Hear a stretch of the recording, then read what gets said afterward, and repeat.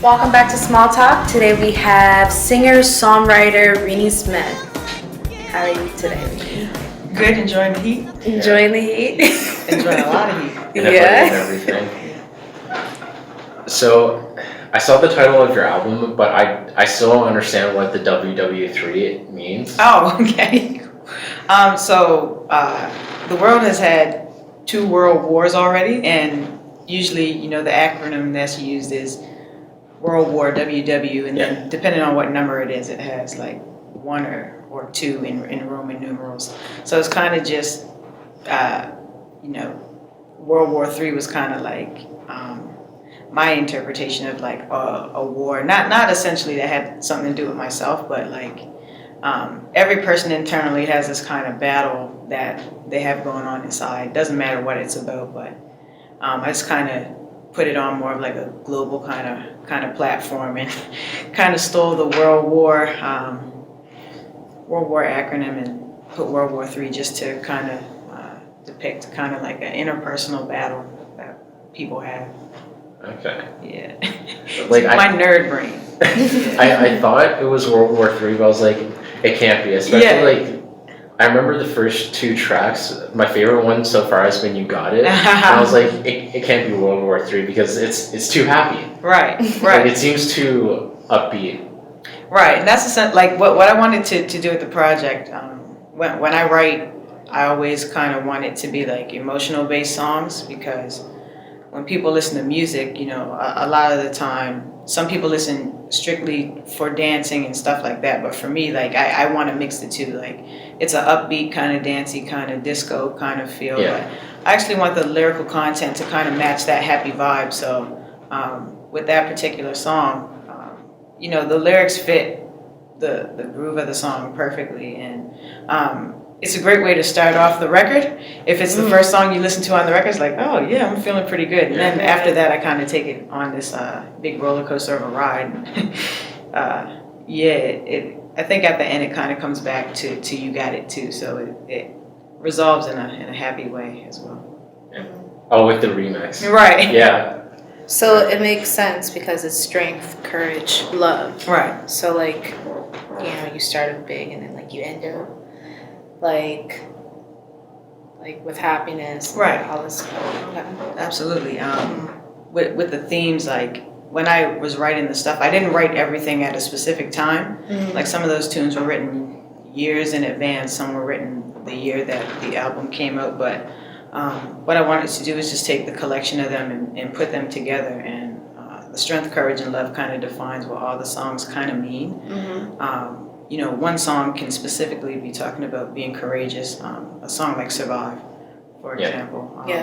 And then I have songs like "When Are You Lonely? Is It Too Late?" which talks about like love and also having strength and courage. So it all just kind of thematically fit together. Everybody asks me why the title is so long. Well, that's why it's so much going on. So it was the shortest title I could think of with the material I had. Okay. So how would you compare your album from 2018 to your EP, I Am Reeny? They're like drastically different.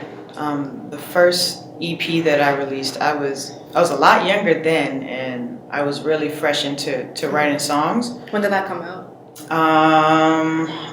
That might have been 2012. Oh wow. So it was a big gap in between that project and the next project. When I released that record, it was kind of like all my fresh ideas, my fresh musical ideas. I wrote them, had them produced, and I released it. And that was my interpretation of how my music sounded. It was really organic, which I loved. The writing, the musical side, I didn't do a lot of the production. I wasn't really hands-on, but I thought it was still a good representation of music that I liked. With the next project, I kind of wanted to take a little more of an urban approach to it. So some of the stuff sounds a little poppy, or, I guess what you would call like radio-ish, kind of, but also have my own spin on it too. So there's definitely a big difference in terms of overall creativity, because I was kind of limiting myself to what I wanted the project to sound like instead of it just being organic and sounding how I just hear it in my head. But I think from a writer's standpoint, the second project lyrically is a lot more advanced. Not to say that the first project wasn't good, but I could see development through the years with the second project. And I was happy, like listening to the first one, listening to the second. I'm happy with how the evolution has kind of come, which is really cool for me to look at, actually. So when would have been the last time that you listened to some of your older stuff?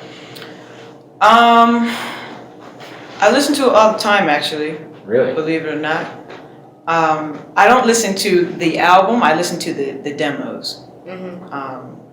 I listen to those a lot. I still have, when I got a MacBook when I was like just out of high school, and it has like GarageBand on it, so I used to do like little demos on there.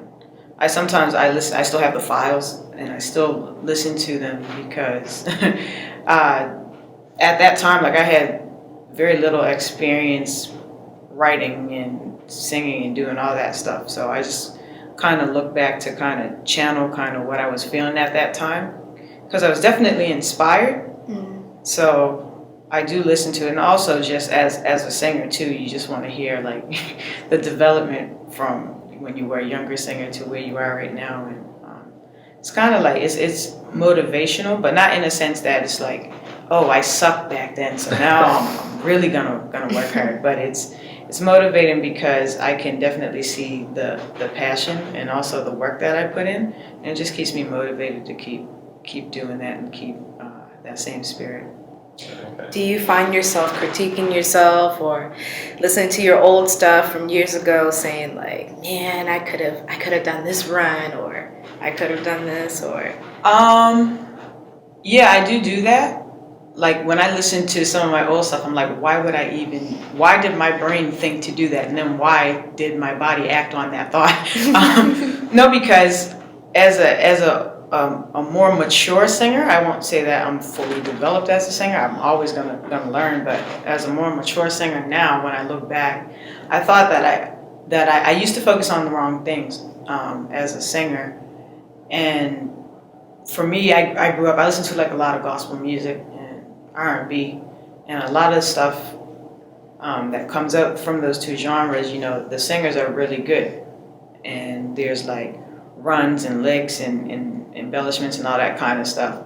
And I kind of got obsessed with all of that. Like I wanted to be able to sing all the licks and all the runs and do all the fast stuff. But I lost sense of the most important part of a singer, and that's the tone. If your tone's bad, it doesn't matter how much stuff you can do with your voice.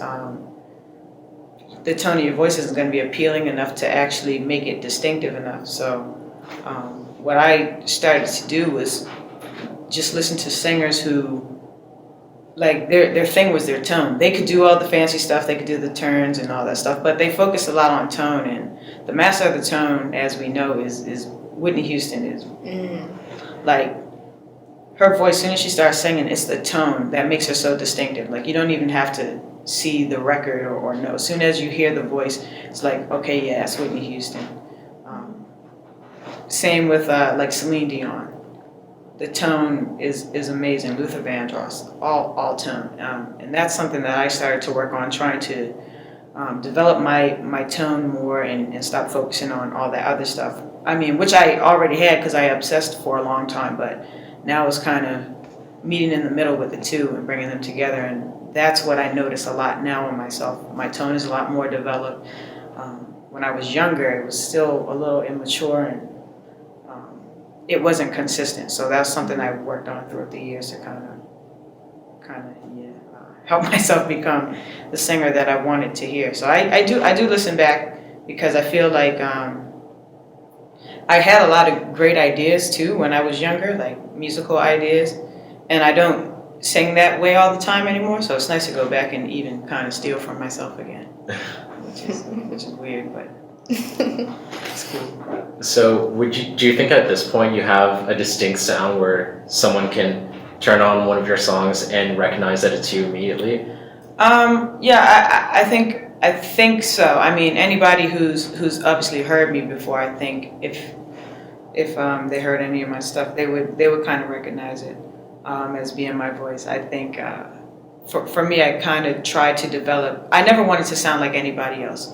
I always wanted to sound uniquely myself, but I knew that in order for me to develop into my own sound, I had to pull from other people, from other singers. So all of my favorite singers have a unique sound that is strictly unique to themselves, and I pull from all of that to kind of help myself create this whole unique style. Like, I've listened to so many different types of music, like Latin music and flamenco music, which if you haven't heard before, is very difficult. It's very strange, but you can definitely learn so much from that kind of stuff. And I've just pulled from so much, like rock music. I love Journey, Freddie Mercury from Queen, like just pulling from people like that, and kind of just mixing all of those sounds into what I do. Like, it's super cool because I had the chance to like sing some of that kind of stuff too.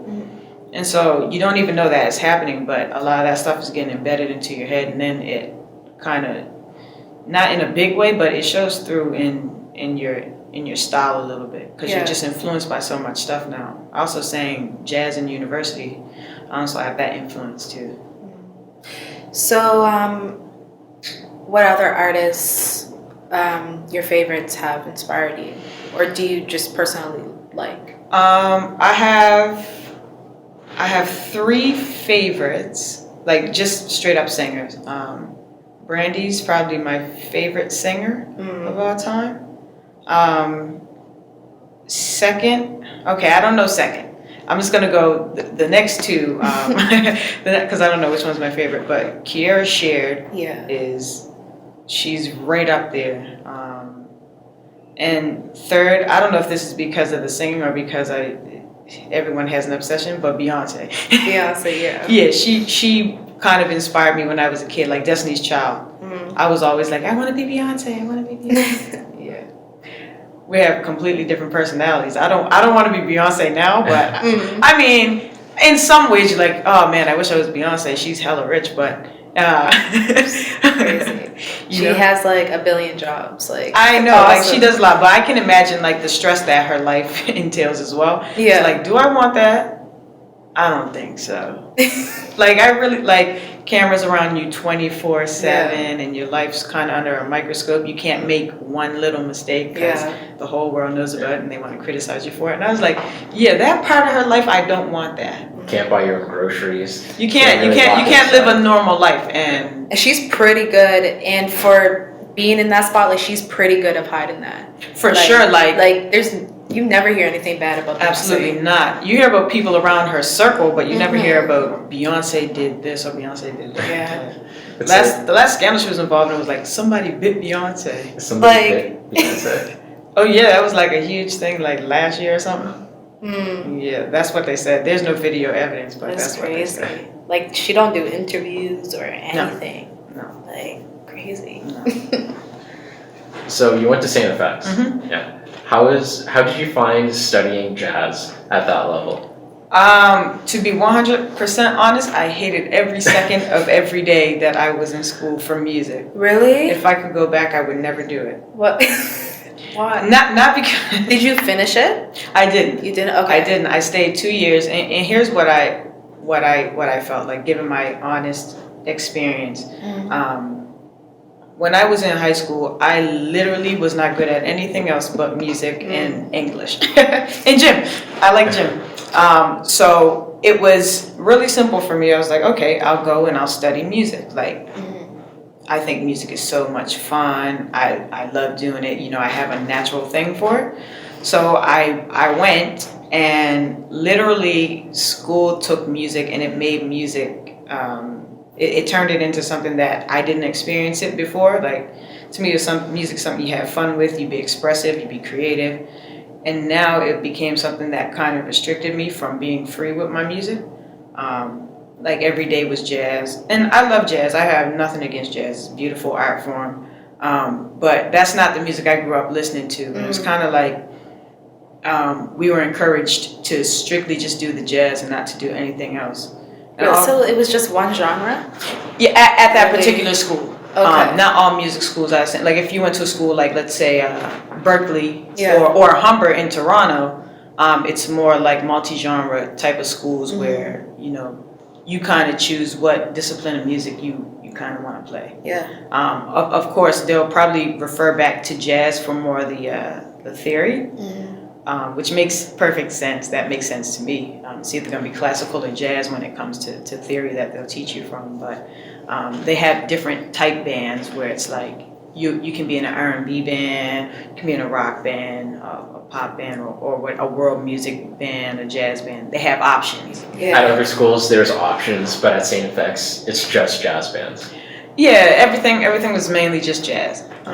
Was it because the majority of the students like gravitate to jazz, or? Well, I'll say this for the school. They're branded as a jazz program. Okay. So going into it, you know that it's going to be jazz. When I went, I just thought, oh, it's music school, whatever. It doesn't matter what style of music it is. Yeah. You know, it's music, right? And then I didn't like it. I really didn't like it, to the point where it's not like I just up and quit because, oh, I'm a baby, I don't like where I'm at, so I'm just gonna quit and do something else. It was to the point where it actually took the thing that I loved the most and actually made it something that I hated the most, and I didn't like what it did. Because I'm a very passionate person when it comes to music, and so I kind of felt like I was in a place where I was depressed about the thing that I really loved, the thing that brought me the most joy. It's now the most depressing thing in the world. And I had to remove myself from that space just because, you know, mental health is important, especially as a musician. You see lots of musicians, famous or not, they struggle with mental health issues, and it leads to patterns of drug abuse or, you know, acting out and stuff like that. And I never wanted to be that person who kind of wasn't in control of what they were doing. So for me, I always worry about, you know, how it makes me feel first. And it was a decision that I made. It wasn't the most popular decision. It wasn't the most proud decision that I've ever made in my life. But where I see where I'm at now, both on a professional level and also on a health level, I'm happy that I removed myself from that situation, because I was kind of turned into something and someone that I didn't want to become. And I never want to be that person to do something just because society expects you to do it, or because it's the norm in society. I want to do it because it makes me happy, it makes me feel good, it makes me feel like my life actually is, you know, the way I want it to be. Like I'm living happy and I'm doing what I love, and not being kind of worried about learning all this stuff all the time, when really I know most of it myself just from being a musical person my whole life, just growing up around music. So yeah, it's kind of my honest opinion on my school in a nutshell. So to add to that, do you feel like, do you believe that you don't really need to go to school in order to build as a musical artist? Or? I won't say you don't need it, but I won't say that you do. Yeah. I'll say it's definitely a personal choice. When I went to school, I learned a ton. Like I wouldn't have the knowledge I have today if I didn't go. So I appreciate everything I learned there. I appreciate every professor who like taught me something, because I definitely use it every day. But it came down to a point where it was, is this for me? Is this gonna work for me? And at that time, I felt it didn't. And judging on where I'm at right now, it's not a decision that hindered me in any way. It's a decision that I made at the time. I took a chance. It could have went either way. It could have went downhill. I might not have had any musical success, and I left school and I can't fall back and teach. But at this present point in my career, it seems like I made the right decision at this point. All right. Do you think that would have been different if you did go to one of those other schools where you could have been in a different band and it wasn't solely just about jazz? I think about that a lot, and I feel like I just shouldn't have went to music school because literally you study music like you would study math or like you would study science, and music became school. Like I used to do music to get away from school. That was my thing to fall back on when it's like, okay, I'll listen to music because I don't want to study right now. Like it was that kind of thing. Now I have to just study music all the time and study music history, had to learn theory, which is essentially like learning math all over again, and all this stuff. And it was like, I've been in school since I was like a baby, like 4 years old. I'm now, 18, 19, and I'm now thrust into this whole new thing where I'm learning from scratch again, and I'm gonna have to do all these extra years, and then after that I'm gonna have to go on and get a master's so I can teach, and all this stuff was going through my mind. It was like, all I want to do is sing. Exactly. That's all I want to do. That's all I want to do. I don't want to do the other stuff, and it put me in such a bad mind space that I didn't even want to be there. So I feel for me like there were so many other people who went there and finished their degree, and they're still playing music too. I really didn't enjoy it. It was really not that good of a time. Yeah. Yeah. I also feel like, if you're an artist, art doesn't necessarily have to be taught because art is represented in so many different ways. Like even if you write a song, there's not a specific kind of like blueprint in order to sing it. Absolutely not. Exactly. Right. And if you're already polished, or not as polished like as you're 18, but like if you already have the idea, like all you gotta do is continue to just create that sort of art. Right. Absolutely. And that's why I thought like going forward I had hopes and I had like dreams of what I wanted to happen, but I had no guarantees. So it's kind of like just stepping out and letting things fall as they may, and things have fallen into the right place. Other times, like some things have fallen through, but for the most part, I've actually exceeded a lot of the thoughts and dreams that I had for myself already, which I'm very happy about. It's not like I can't go back and finish school. I can go back if I want to. It won't be for music. It won't be for music, but what, math or something? Never math. Never math. Never.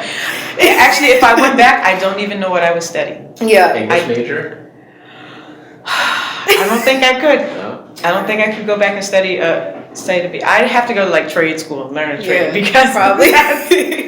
It would have to be some type of hands-on stuff. Yeah. At this point in my life, because I don't think I could do it. I don't think I could. Yeah. Honestly. Okay. So let's talk about your music, really. I watched a few of your videos. Oh, Lord. No, they're good.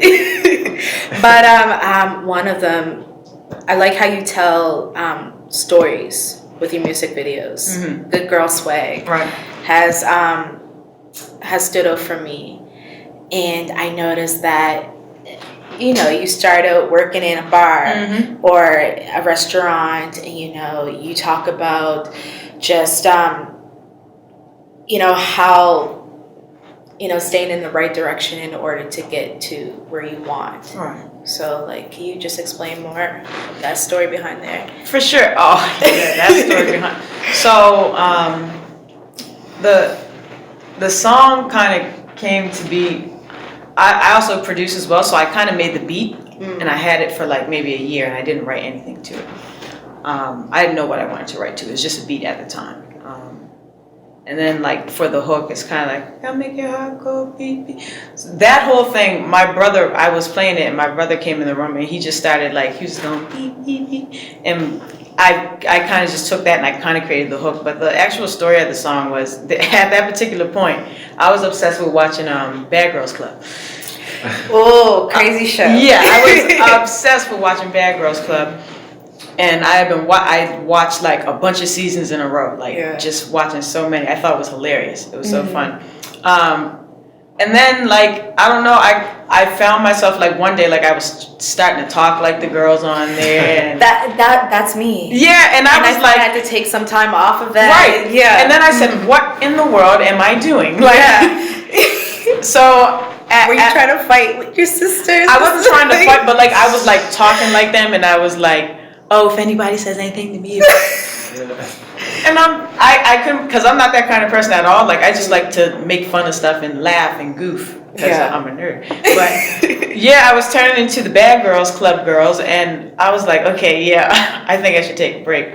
But like, you know, when you go out, and we all have that friend who's a bad girl, right? And then you see like kids, and kids kind of idolize these kind of people, and a lot of young girls kind of adapt these kind of personalities, and you can see it kind of. I didn't, because I was the type of person who I never ever wanted to be anyone else, so I never had a specific role model. But watching so much of that, they were kind of just influencing me in ways I didn't know that they were until I actually saw them in myself, and it was like super weird. But I would see girls who kind of display those kind of traits, and it's kind of glorified. Like you even look at the rap game today. Every female rapper is rapping about the same thing, and it's not anything positive, really. I mean, I'm not knocking them. I'm happy that they have the success they have, but it's kind of like, where are those role models for young girls who aren't really doing the same thing, talking about the same stuff? Where are the people who are going to empower young females? So my whole thinking was, you know, it's a hip hop beat. How can I make this kind of hip hop beat as positive as I can? And it's kind of just, the song speaks for itself. Good girl. Kind of trying to glorify, you know, you can still have things. You can still be a popular person. You can still be cool, but, you know, not doing all that kind of stuff. So that's the kind of message I wanted to portray with the song, and also with the video. So that's pretty much where that came from, Bad Girls Club. Yeah. Thank you. The one part that got me was when your coworker pulled out the like, what are you doing? It's crazy. And then I remembered, but no, it makes sense in the story. But I was like, how does this person still have their job? I know, right? I was like, I don't know what it was, but like it was a really good music video. It was. Where like the story is set, and you can follow it and just sit back and enjoy it. Like that's what I really liked about it. Oh, thank you. And then Survivor, where you had like all the different women. Right. Was it shot down here? It was actually shot at the Black Cultural Center. Yeah. Like that was really good, and especially like some of the transitions where it would be like one corner, and like each corner was like a different person. Right. The song, or the video, I should say, kind of has a dual meaning. So I wanted to kind of depict the survival of African Nova Scotian people here. You know, the centuries that we've been here, and the struggle that they had to endure. So I wanted to display all the communities in the background. Then on the flip side, I also wanted to share the stories of women of color who have, well, not even women of color, but women as a whole. But my main target was women of color, you know, women who have survived domestic violence, who have survived, you know, sickness, women who have come here as refugees. Of course, you know, all these stories. So that's kind of like the double meaning. I mean, I'm a little biased because I'm Black and a woman, so it's kind of like, you know, I relate to both struggles, and I just wanted to show that, and put a visual on it, and to really empower these groups of people. For the song You Got It, I saw the live version first on your YouTube channel. Okay. And then I listened to the one off the album. Why did you have the change from having the live band to having like I don't know how to describe it, but right. So this is just me as an artist. For me as a performing artist, I want to bring as much artist creativity as I can. So with the music, whether it's completely different from the recording, I just want it to be as musical as possible. And every song, if you hear us play any of those songs from the record, they're going to sound a slight bit different, if not completely different. And that's just because on stage you want to bring that vision to life. So with a record, for me as an artist, for me to kind of have it reach as many people as it can, I want it to be in its most simplest form, but still maintain musicality, so that, you know, people who are only in the pop, it can reach those people. People who are only in R&B, you can reach those people. People who are into whatever. I want to make sure that it's structured enough that it can reach anybody. And when I do a show, that's my time to do whatever I want, to really showcase my musicality, to be as creative as possible. So that's why there's such a big drastic change in terms of the record and the live performance. It's definitely intentional. We just want to, when it's live, we want to give everybody a full experience of like, how much can she give? Well, this is all I have to offer. Where with the recording, I'm kind of catering more to, you know, the listener. Like, is this something that they would like to listen to? Is this close enough to what they like that they can sit down and listen to it and enjoy it? So, in that case, would you ever come out with a live album? Yeah, there's actually one track on the project that's live band. It's the "When Are You Lonely" tune. It's the most different song on the project. It's like stuck right in the middle. Yeah. It sounds completely different from everything else. But that was full band, just live in the studio. And I would definitely do a live band thing. I enjoy the studio stuff, like the digital kind of electric produced stuff. I love that stuff. But I don't get a greater feeling than when I'm with a band on stage and we just, you know, play. Like, I love doing that. What's it like playing with your brother and then some other family members a lot of the times? It's funny. It's funny. It's funny. we have a ball. I mean, sometimes it gets stressful, you know. But we're all related. We're used to doing that stuff. Like, when you're with your siblings or with your cousins, you know, you have little quarrels or whatever, and the next day it's like, oh, you know, what's happening today? So it's really nothing. We have a lot of fun. It's great for me because I'm not a person who goes out and really makes friends good, so to say. Not to say that I want a bunch of friends, but I'm not the kind of person to be like, oh, hi, can you play in my band? And then they come play in the band, and it's not like we're going to be friends overnight. So it's kind of cool that I have people who I'm actually close to now who I can you know, just feel comfortable with. That makes a lot of a difference as well. It's also important to have like family around you anyways, because if you're going to do something, like I'm an entrepreneur, I work for myself, it's my business, but it's nice to have people around you that support you and support your vision and help you push it forward. So happy that my family is involved. For sure. It's funny that when he brought it up, working with your family, I found some other stuff on YouTube. Oh, Lord. Your YouTube channel for S by S. That still exists? That still exists. Yes, I found it, like videos for 2 years ago. Oh Lord! But I was watching them, and you guys are hilarious. Like, for real though. We have, like, when I say it's funny, it's like that all the time. Yeah. Like, hilarious. Yeah. Oh God, it's hilarious. I know. I was watching the intro of the first video, and it was so funny. Like, it took like 5 minutes for the intro to start. Like, Because we couldn't. Haley couldn't get it done. Yeah. She just kept messing up. It was so bad. Yeah. Yeah, I think we've talked about kind of doing more videos, because literally every time we play somewhere, the trip is so crazy. Like, I don't know why weird stuff happens to us all the time. Yeah. I don't know why. I don't know why we're the magnet for weird stuff to happen, but yeah, we have some good experiences. That's for sure. Do you have one story that you could share with us? I'll tell you a recent story. So earlier this year, we were playing in PEI.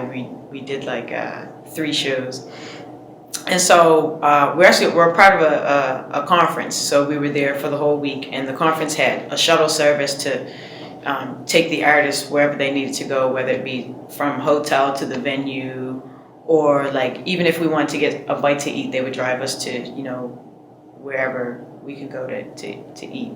So it's one night, it was like super late, it was like 3 a.m. And we played, we started playing at 12:45 a.m. and we ended at like 1. Yeah. So we stayed up for a little bit. There were some other bands playing. We watched them. And then we were all hungry because we literally hadn't eaten it forever. Mm-hmm. So the shuttles are usually vans. So this van comes up and he sees all this big group of people and he's like, we flag him down because we think he's a shuttle. Yeah. And so we're like, yeah, we're looking to go get some food. Is anything open at 3 a.m. in PEI? And he's like, oh, yeah, I got a place. So it was like a group of like maybe 10 of us actually. So we all couldn't fit in the van. So a bunch of people file into this one van. And then there's another one that pulls up that's a shuttle. And the rest of us get into the shuttle. So they take us to this like pizza place, which I knew was going to be a pizza place. They're the only people open at 3 a.m. Yeah. Or McDonald's, one or the other. But so we show up at this pizza place, and then we noticed like I didn't get in the first car with the dude who pulled up first. I got in the second vehicle, but we noticed that dude, the guy I came with, he was gone all of a sudden, and there's just this one guy left. And so I'm not sure. I didn't see the whole scenario, but essentially what happened was the first dude was actually a cab driver. Mm-hmm. And he had kind of scammed us, making us think that he was a shuttle. He was expecting us to pay him for taking us to the restaurant coming back. Mm-hmm. Then he scared off our shuttle driver because he was like, oh, you know, these are people who we could be making money off of, and you guys are taking our customers essentially. Well, really, they're just doing their job for the festival. So it was funny. We got stranded at the pizza place. And then, well, we didn't get stranded. Half of us did. The other half had a cab driver. Yeah. But the funny part was when everyone noticed that our cab driver got sent off, everybody just started tearing the poor guy apart. Like it was so funny. Everybody was arguing with him, and then 2 people got in the cab with him that went back to the host hotel where the shuttles were, and they got 2 shuttles to come back for him, and they didn't even pay the cab driver. It was hilarious. Like, so did he like make a scene or something? Like, was he yelling for his money? He wasn't yelling for his money, but he was like first he tried to lie and say he didn't scare off our shuttle driver, but somebody had seen him do it. So that didn't work. And then he was like, he got back, and the guys got out of the van. He was like, "What about my money?" They were like, "Bye." They're like, "Bye, man." We weren't preparing to pay anyone for this ride. The ride is a service for us. Yeah, so little things like that happen to us all the time where it's like, seriously, why are we always the people who have these experiences? I don't get it. It's crazy, but that what makes the tour life fun anyways, right? Oh, yeah, like when we think about the stories, like, seriously, that was super funny. Like, how does that happen to people? Well, I want to talk about your early music experiences. So I knew that you grew up in the North Preston church, and you were surrounded by much musical people in your family and within the community. So can you talk about that experience?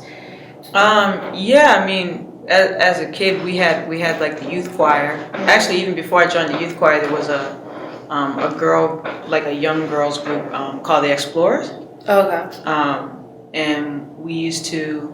We didn't do it very often, but there were certain Sundays where we were able to perform as a group. Yeah. I think it was like from ages maybe like, I could be wrong if I remember correctly, but like maybe like 4 up until like when you're a teenager, just girls. And that's where I first started like kind of singing at church. At home, like in a lot of homes too, music is always playing. Yeah. In the car, when you're going places. So in the car was always like gospel music because my parents, that's all they listened to when I was a kid. Yeah. Like it was gospel music all the time. So I heard like a lot of like choir music or like a men's quartet. So that's kind of the music I grew up listening to. And the church was kind of sort of similar. Like we had choirs, sung a bunch of choir music, and then we had like the more bluesy kind of stuff. So I always heard that, and you know, when I got a little older, I joined. We called it the junior choir at the time, and I was in that choir for most of my childhood, essentially, and that's pretty much where I learned how to like sing.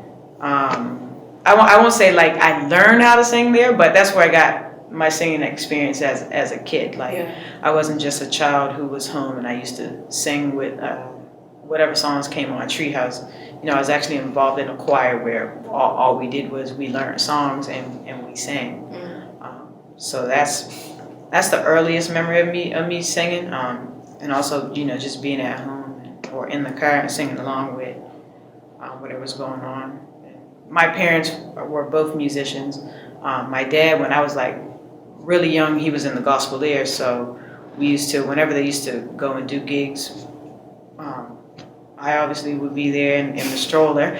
Yeah. Wherever they would go. Me and my brother JR, we used to go to pretty much all the gigs because when we were born, that was like kind of at the peak of their run. Yeah. So we got to go to some cool places and see some shows, and we kind of had a small experience of that lifestyle at a young age. I mean, they weren't like touring the world or anything like that, but just being like professional musicians, traveling, doing gigs, and seeing like behind the scenes stuff, not just the performance that you get, but like the sound check and the rehearsals that go into it and all the time that goes into actually being a musician. We got exposed to that at an early age, and just seeing how like bands work together and stuff like that. We got exposed to a lot of stuff pretty early, and it really stuck for sure. I mean, we both turned out to be musicians, so the influence was really heavy. Yeah. Really heavy. So what is your writing process? Do you sit down and you try to focus as hard as you can, or how does it go? When I first started out, I was strictly a writer based on inspiration, and inspiration can come every day, or inspiration can come every month, or inspiration can come every 6 months, or inspiration can come every year. Yeah. That's how I used to write. I got inspired, I had a thought, I had an idea, and I wrote a song. That has changed drastically. I try to write every day. Even if it's not a full song, I try to write something every day, or at least start an idea. Because I have enough experience now writing that I don't have to wait for the aha moment. Like so much is happening around me, I'm always inspired by something. I just didn't look hard enough before, or I didn't know where to look for inspiration. There's this one tune I wrote, and the inspiration comes from the weirdest place of all time, but and it's a little nerdy. But I like to watch like minor car accidents on YouTube. Like I don't know why that brings me joy. What? I know. Every time I tell people, they're like, okay, yeah, she's a strange puppy. I don't deny it. But yeah, so I wrote this tune based off the scenario that I saw, and the song has absolutely nothing to do with the car accident except for this one thing that kind of inspired me to write a song. So now I find like little songs in pretty much anything now. like stuff that you would be like, yeah, that's really stupid. She watches little car accidents. I wrote a really good song based on that stuff though, looking at it now. So when I was younger, just starting off writing, I didn't really know where to look for inspiration. I kind of waited until something was like heavy in my mind. It's like, okay, let's write about this. Like when I listen to songs I wrote when I was younger, they're so much deeper than the stuff I write now. It's crazy. Well, because I was waiting for like this really big feeling to come over me and to write from that place. And now I just write anything. Like not to say that my stuff isn't deep anymore. I still have those deep, sensitive songs, but I can find the inspiration for a deeper meaning quicker now in things that don't mean anything. I can kind of take something and make it mean something in my head. The song is called Amber Lights, and what happened in the video that I watched, there was this car that was approaching like an amber light. An amber light means, slow down, be cautious, you shouldn't try to go through the amber light. It's telling you that the red's coming. But the car in the back kind of like crashed into him because he didn't think that he was going to stop at the red light. The song has nothing to do with that except for the fact that there was an amber light. So I kind of made this like love song that kind of talks about these two particular people, and one person is trying to like rush into a relationship and be all, oh yeah, let's do this, blah blah blah, and the other person's like, okay, let's slow down, let's be cautious, let's take it slow. And the inspiration for that song just came from that one scene. There was an amber light in the front window, and I was like, amber lights, and kind of went from there. So Yeah, so like stuff like that inspires me now. Okay. When before it was kind of like I would just wait for the aha moment. And you know, like I said, the lyrical content was much deeper. Like it's music that you have to think about, like, Yeah. how can I relate this to myself? When now I'm actually like just taking little stupid things and I'm creating a story based off of things that I see, which I find super cool. And like my writing process right now, it's different every time. Like when I sit down to write, I'll probably watch a television show first. I'm just looking for something to kind of spark an idea. So in anything can spark it, but even like musical ideas, I'll put on a song and I'll listen to something, and based on whatever style it is, I'll try to create something that kind of resembles that, but in my own way. When it comes to lyrics, I mean, I still really much base that off of emotion though. So if I'm playing something on the piano, I always ask myself, how does that make me feel, or what is that saying? And I try to write from that perspective. Also, what I do is like if I make a beat or a track, I'll just play it over and over and over again, and I'll just like sing random stuff. Yeah. And then something will stick, and I'll be like, oh, okay. And then I'll just write from that place. So I don't have a certain way of approaching it. It's always still organic, but I can force myself to do it now and have it be creative and have it be fun, and not like, oh, okay, I'm going to sit down with this pen and paper and a piano, and I'm going to do the same process. If I did the same process every day, I would quit. Yeah. I would hate it. I really love that it's still organic. I also do this one thing where I have like a collection of like title names in my phone. Like, oh, this could be a cool title. And then some days I'll take that and I'll write based off of what I think the cool title is. And it never turns out to be anything like the title, but it's just a great starting place.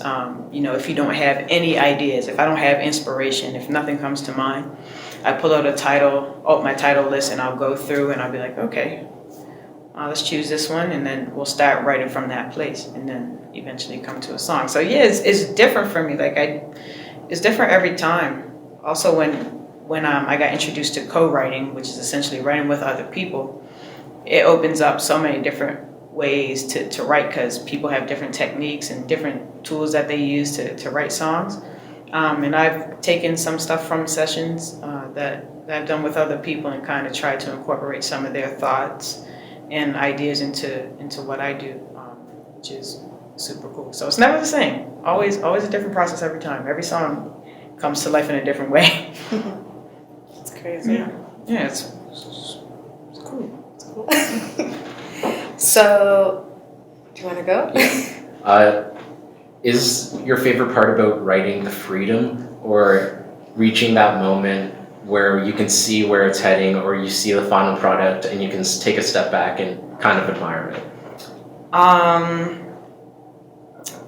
Yeah, I think when it comes to writing, I'm a very nervous writer. Like, I can think that it sounds amazing, and I could play it for somebody and they don't have the same response to it that I have. So I think the most gratification I get from being a writer is when I send something out and it gets a response that I didn't expect. Like, people think it's really good. Like when I wrote Good Girl Swag, for example, I thought it was just a cheesy, corny little tune. And I just sent it out to, like, you know, different people who I send my music to, just to get feelers. And they loved the tune. Yeah. And so I was like, okay, okay, let's do something with this. It's the same process every time. Like, there's been sometimes I've done tunes and it's like, I feel like people are gonna love it. And I send it out and it's like, yeah, it's maybe not that strong. And so, I mean, not to say that discourages me in any way. It just, you know, it helps me to realize that, you know, what I like may not be what other people like. But in that whole process, I just, like, the creativity and the freedom, I obviously enjoy that a lot. I get to say whatever I want, how I want to say it. And I also get to, with my life, I get to affect people with what I say, which is what I love about people who write, because, well, I mean, it's a blessing and a curse, because you can write stuff and it can be negative stuff as well. It can be stuff that's not really helpful to a person. I really, with everything I say, I want it to help someone, even if it's not the most happy song in the world. I want it to affect them in a way that can kind of trigger them to kind of go to a place where they can think on like a personal level, like the When Are You Lonely song. It's a sad song. It's a sad song. It's talking about being alone, essentially. And I want people to explore and discover that, like, when you're in a state of loneliness, like, what does that feel like for you? You know, like in my music, I never talk about, I don't talk about like a lot of bad stuff in my music. I don't swear in my music on purpose. I don't use any language on purpose. I do it like if I wanted to, I could, like, if I'm in a setting and I'm talking to my friends, like, there might be language I would use around them that I would never use in my songs. Okay. Like, for personal reasons, I just don't want that to be my image. Yeah. Like, I don't want people to think that that's the stuff that I promote. I really want to promote my, like, who I am inside. Like I want people to explore their feelings. I want people to feel joy. I want people to explore like heartbreak. I want people to just feel emotion. Mm-hmm. I'm an emotional person, but not outwardly, but I'm always in my thoughts all the time. You can probably tell because I've said a lot of nerdy stuff already. I'm in my brain 24/7, and I want people to discover that, like, to spend more time in their brain. Yeah. Spend more time in your brain. Sounds like a lonely kind of existence. No, it's not that lonely. Me and my brain have a good time. We can cut all this stuff from the video. You want to cut all this stuff? Me talking about me being a nerd. No, you can keep it. It's fine. Yeah. I've embraced it. You said dirty like 5 times. I love it. I embrace it. I love it. Yeah. I love it. Mm-hmm. Yeah. I mean, I wouldn't even call it like really nerdy, just I don't know, eccentric. You're kind of like almost like a mini female Steven Tyler. Yeah. So you collaborate with a few artists, like Quake Matthews, David Miles, like recently, really. Yeah. Mm-hmm. It's cool. When you like, I kind of went through the whole Music Nova Scotia circuit of musicians. I started off like ANSMA was the first musical organization that I was involved with, and there's a circle within that organization, and you meet all the musicians within that circle because you do shows together. Yeah. And so there was this whole family created with ANSMA, and then I also joined the Music Nova Scotia family, which opens up an even broader range of musicians that you'll meet. So within those circles, I was able to build connections and make friends and collaborate with other artists outside of, you know, the initial circle I had. And you're also a Simba music? Oh, yeah, for sure. That relationship came, oh, sorry. That relationship started when I was like really young, actually, a kid. But I'll touch on that as soon as I wrap up the Music Nova Scotia thing. That was like a huge networking mechanism for me because I knew of David Miles before I actually met him because he had a popular name in the area. So I worked with some people, like we had mutual friends in the industry, and kind of made a connection, and we started working together and doing some stuff together, and now it's bloomed into a great friendship between myself, him, and my sister. And he released a single featuring me and my sister a few months ago now, and it's just nice to see how that evolution has come about, you know, from being like, you know, just two strangers to now we're working together and making music, and the same with Quake. We kind of met, actually the way he's on the song, I didn't even see him in the studio that day. It's kind of weird how it happened. I wrote the song with a few people. We recorded it, did up a demo, and I was actually going to finish it to release. So he happened to be at the studio at that same day. I didn't see him, but my manager at the time at Slime was like, "Hey, there's like a free space on the track. How do you feel about putting a verse down?" He was like, "Sure." So he went home, wrote it in 20 minutes, came back, recorded it, and so on. Oh, he's a genius with the lyrics, man. He's quick. Another partnership that I made was, of course, with Simba Music Publishing. And a lot of people don't know, like, what is a music publisher? Like, what do they do? Like, what is that? So I'm a songwriter, and what my publisher does is he represents my catalog of music. Like if you think of a person who just wrote a book and they have a publisher, they're in charge of getting the book in stores and different places where they can make money off of the product. So it's the same with music, but just we're not in a bookstore. We're in like movies and TV shows and commercials and radio, and also artists who don't write, who are looking for songs. We also shop around songs to artists, so like record labels and groups like that. The publisher is also responsible for finding other ways to make money. So if you think of like a show that makes original music. Okay, let's take kids shows for example. I was at this conference and one of my publisher's associates is in charge of the music catalog for Paw Patrol. So when you think of a kids show like that, he has to represent all that music and find different ways to make that music make money for Paw Patrol. So they make toys. What do they do with the toys? They take songs from the show, they put them in the toys, so now that song is still making money, but in such a weird way. So that's what the publisher does, and people don't know that side of the industry as well. And publishers deal directly with songwriters such as myself, and like I've had things now through my publisher where it's like I've written tons of songs for Asian artists. I went to Japan and wrote with a bunch of artists there. I wrote for artists from Taiwan, from Korea. It's crazy what has happened. That's dope. It's crazy what has happened. I've written in Germany and all across the country. It's crazy how that has just opened up a whole new world for me. Because I started off as a kid who just wanted to sing, and now music has just, so many doors have opened up musically, and it's a little crazy to me to think, because I never you're like, oh yeah, like bucket list, I'll go to Japan one day. I actually went to Japan and I was there for 10 days and I experienced that whole thing, stayed in Tokyo and wrote music. Yeah. It's awesome. Not a lot of people can say that. I never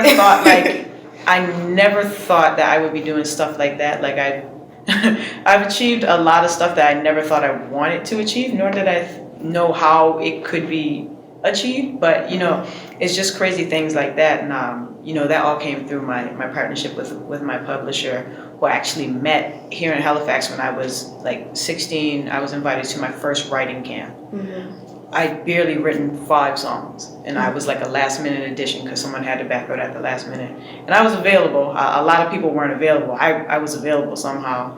I showed up one day. I didn't even go to the whole camp. I only showed up one. I think I showed up 2 days. I couldn't go the first day. I was like the kid. I was coming from church on a Sunday, so I was like, I'm gonna be late because I have to go to church. And just craziness. But I met my publisher then. I didn't sign with him right away. I didn't sign with him until a few years later, actually. And now this is our 4th year working together, and so much amazing stuff has come out of that partnership. And we were introduced by a mutual friend in the local industry that I had met through, a bunch of those organizations.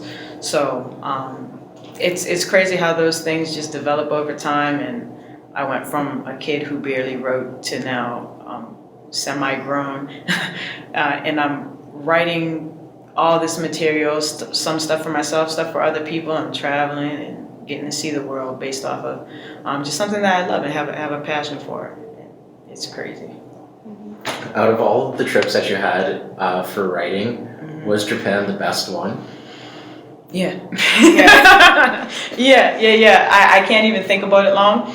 It's just like Tokyo is an experience. It's an experience. The amount of people there alone is enough to make you be like, wow, like this is kind of breathtaking just to see that many people in one place, and then to see the culture there and how different it is from here, and to kind of just be in a place where literally not a person in that whole space knows you.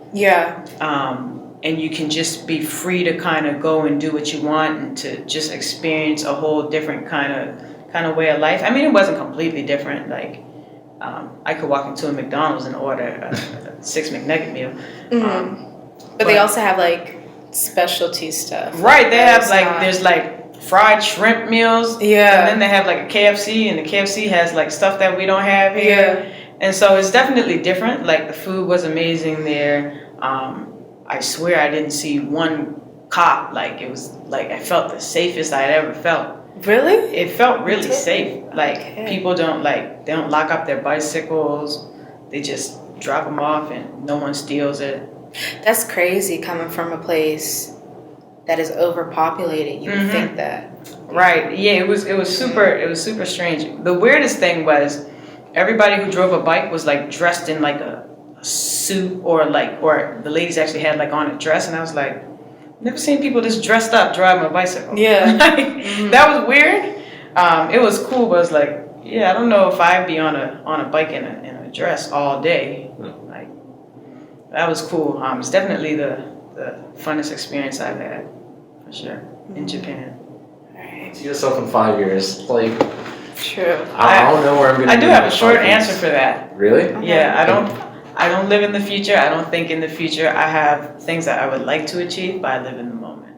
Okay. Yeah, I live always in the moment. What I can affect right now, I do, so that when I get to the future, that's already behind me to push me forward. So, yeah, I don't plan too far ahead. Okay. Yeah, only what I can see immediately, because things can change in Instant. a second. Yes. Alright. So, what do you have planned for the rest of the year? Now that I can see, unless something happens drastically. But yeah, so I'm working on a Christmas EP actually. Really? Been writing Christmas songs not during the Christmas season, which is weird. I have to think Christmas before Christmas. It's I sing Christmas songs all year round. Me too. It's my favorite genre of music. Yeah, I was literally singing Santa Claus is Coming to Town to my little sister because she was right. So I've been writing like a bunch of Christmas tunes and getting that ready. Also plan to go to Paris to write this year. Yes. I know it's gonna be fun. Still doing performances. There've been a lot this summer, but still doing that, and just writing. I'm blessed and fortunate that I get to kind of do this as a career, so I'm really happy that I can just put all my time and my attention into it. And yeah, that's my focus for the rest of the year. Also, just working on music for the next project for next year too. So. Okay. So I'm guessing that means that you're planning to release another album next year or Absolutely. the year after. Yeah. Absolutely. Could we get, I don't know, maybe a little hint of where it's going? Wait, it's separate from the Christmas album? Yeah, separate from the Christmas album. Christmas EP. Yeah. Okay. Definitely separate. It's gonna be similar to the last project, like in how the music sounds. Title's not gonna be as long. Haven't determined what that is, but we'll figure something out that's shorter. But yeah, definitely. I'm a person. I love to have music that people can kind of think about, whether it's pop or whether the music is more jazzy or however whatever type of influence it is. I just want it to really mean something deeper. So just going back inside my brain and bringing up whatever comes up. Okay, really excited to hear it. Once again, this has been Small Talk episode 4 with Reeny Smith. See you guys next time. Thanks. Thank you guys. You're welcome. That was fun. Awesome. I love that you guys are doing this too.